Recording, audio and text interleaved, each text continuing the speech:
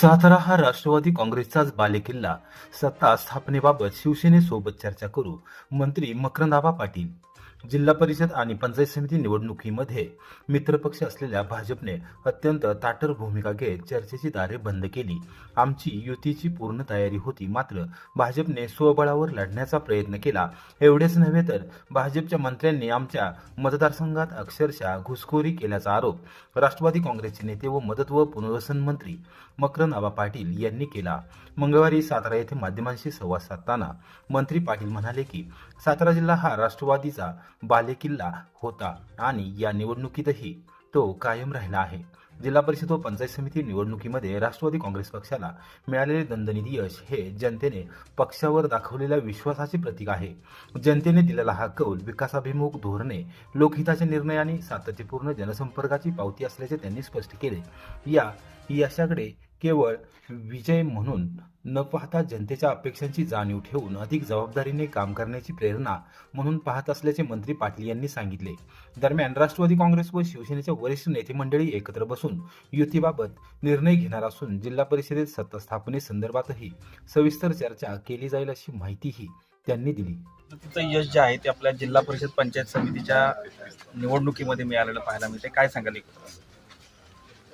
नाही, वस्तुस्थिती आहे, सातारा जिल्हा हा पहिल्यापासून राष्ट्रवादी काँग्रेसचा बालेकिल्ला राहिलेला आहे आणि अलीकडची परिस्थिती थोडीशी वेगळी होती. त्यात अजितदादांचं अपघाती निधन झालं. या एकूण सगळ्या परिस्थितीमध्ये या जिल्ह्यातला कार्यकर्ता राष्ट्रवादीचा थोडासा सैरभैर झाला, परंतु भावनेपेक्षा कर्तव्य या जिल्ह्यातल्या कार्यकर्त्यांनी महत्त्वाचं मानलं आणि या जिल्ह्यातली सगळी राष्ट्रवादी काँग्रेस एकत्रित झाली आणि त्याचाच हा परिणाम आहे की या जिल्ह्यामध्ये राष्ट्रवादी काँग्रेसवर पुन्हा एकदा या साताऱ्यातील जनतेनं फार मोठ्या प्रमाणामध्ये विश्वास दाखवला. त्याबद्दल सातारा जिल्ह्यातील तमाम मतदार बंधू भगिनींचं मी मनापासून या ठिकाणी खूप खूप आभार मानतो, अभिनंदन करतो. खरं तर आपल्याच मित्र पक्षांकडून बऱ्याच ठिकाणी घुसखोरी झाली, अनेक ठिकाणी राजकीय वातावरण वेगळ्या पद्धतीचं करण्याचा प्रयत्न. मुळामध्ये आमच्या मित्र पक्षानं आधीच घोषित केलं होतं की स्वबळावर लढण्याची त्यांची भाषा होती. त्यामुळं एकत्रित युतीकरणाचा या जिल्ह्यामध्ये त्यांनीच विषय संपवलेला होता. तरी सुद्धा आम्ही असेल, शिवसेना असेल, एकनाथ शिंदे साहेबांची आम्ही बऱ्यापैकी थोडीशी चर्चा केली होती आणि निश्चितपणानं आम्हाला 20-21 जागा मिळाल्या. 21 जागा आम्हाला मिळाल्या, कारण एक आमचा जो उमेदवार आहे तो आम्ही पाठिंबा दिलेला स्वाभिमानी शेतकरी संघटनेचा उमेदवार आणि त्याचबरोबर 15 जागा या शिवसेनेला मिळाल्या. त्यामुळे चांगल्या पद्धतीचं यश हे सातारा जिल्ह्यामध्ये आम्हाला प्राप्त झालं. जिल्हा परिषद आणि पंचायत समितीसाठी आता जी काही सत्तेच्या अनुषंगानं जर वाटचाल करायची झाली तर शिवसेनेसोबत काय विचार विनिमय झाला आहे का तुमचा याबाबत? नाही, बघूया, अजून चर्चा नाही, कुणाशीच आमची चर्चा नाही. वरिष्ठ काय म्हणतायत, जिल्ह्यातल्या प्रमुख कार्यकर्त्यांचं काय म्हणणं आहे, या सगळ्या बाबी विचारात घेऊन उद्या कशा पद्धतीनं जिल्हा परिषद आणि पंचायत समितींची सत्ता स्थापन करायची या संदर्भातला योग्य तो निर्णय आम्ही निश्चितपणाने घेऊ. पुन्हा एकदा बालेकिल्ला म्हणजे राखण्यात तुम्ही यश मिळवले, काय म्हणाल त्याविषयी? नाही, बालेकिल्ला राखण्यात यश मिळवलं म्हणजे बऱ्यापैकी यश आम्हाला सातारा जिल्ह्यातील जनतेनं दिलं. खरं तर मी असेल, माझा मतदारसंघ असेल, पाटण विधानसभा मतदारसंघ असेल, या ठिकाणी बाहेरच्या मंत्र्यांनी येऊन फार मोठ्या घोषणा, फार मोठ्या म्हणजे ज्याला घुसखोरी म्हणतो अशा पद्धतीचा प्रयत्न केला, मोठ्या मोठ्या गप्पा मारल्या, सगळं झालं. परंतु आमच्या दोन्ही विधानसभा मतदारसंघामध्ये आमच्या पक्षातील सगळे बऱ्यापैकी उमेदवार बहुतांश पद्धतीनं लोकांनी निवडून दिले आणि हेच खऱ्या अर्थानं त्यांना चपराक. कराड दक्षिणातील राजकीय हालचालींना वेग. उदयसिंह पाटील उंडाळकर यांची पृथ्वीराज चव्हाण यांच्याशी भेट.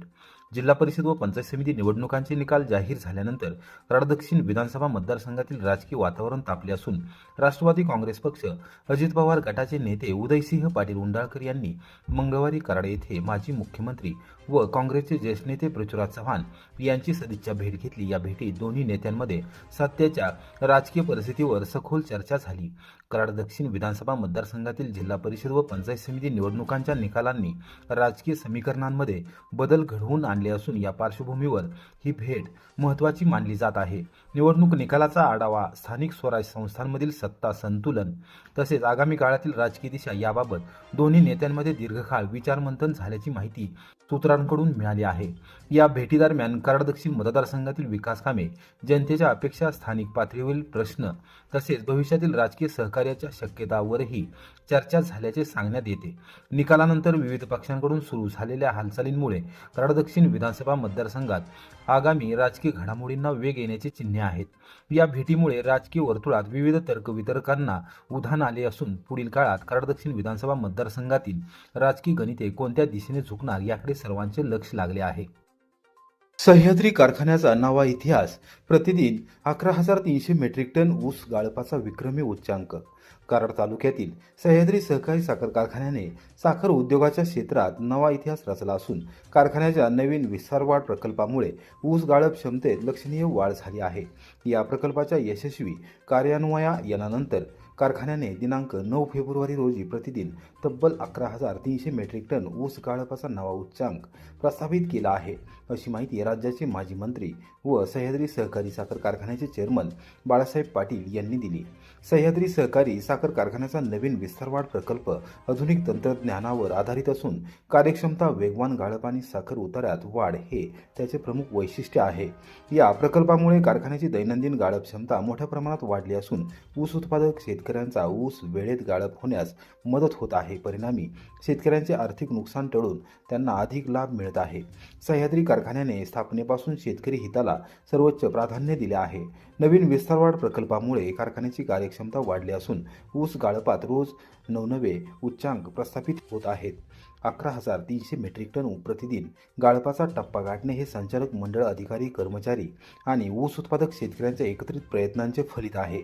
या यशात कारखान्याचे व्यवस्थापन, अभियंते, कामगार वर्ग तसेच ऊस पुरवठा करणाऱ्या शेतकऱ्यांचे मोठे योगदान असल्याचे त्यांनी नमूद केले। आगामी काळातही आधुनिक तंत्रज्ञानाचा वापर करून गाळप क्षमता आणि साखर उत्पादन वाढवण्याचा मानस असल्याचे त्यांनी स्पष्ट केले।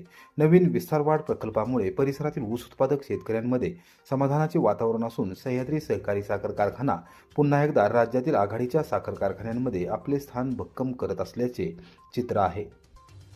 कराड मलकापूर परिसरात दुचाकी जळण्याच्या घटना वाढल्या। इलेक्ट्रिक दुचाकी अधिक आगीच्या भक्ष्यस्थानी।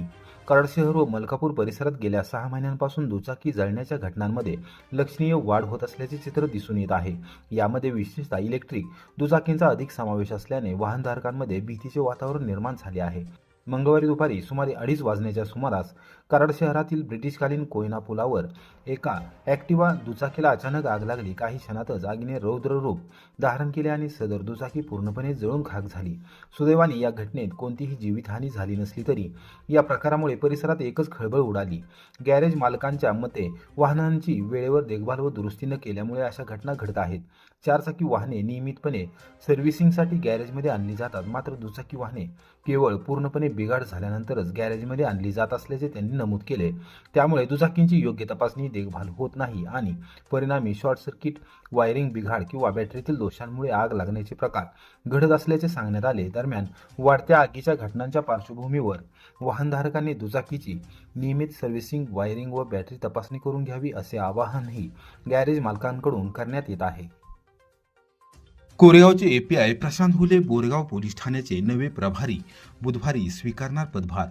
कोरेगाव पोलीस ठाण्यात गेली 2 वर्षे सहाय्यक पोलीस निरीक्षक म्हणून उत्कृष्ट कामगिरी बजावणारे प्रशांत हुले यांची सातारा तालुक्यातील बोरगाव पोलीस ठाण्याचे प्रभारी अधिकारी म्हणून नियुक्ती करण्यात आली आहे।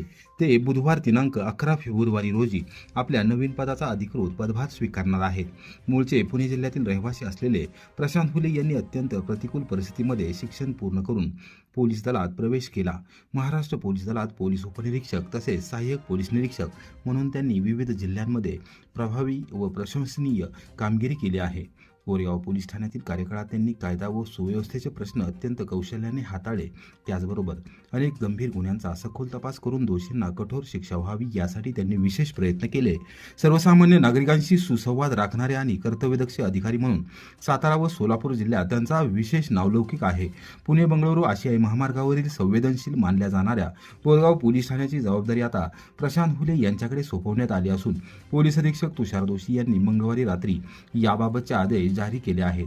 या नियुक्तीबद्दल कोरेगाव तालुक्यात समाधान व्यक्त करण्यात येत असून राजकीय, सामाजिक, शैक्षणिक व सांस्कृतिक क्षेत्रातील मान्यवरांनी प्रशांत हुले यांचे अभिनंदन करून पुढील कार्यासाठी शुभेच्छा दिल्या आहेत.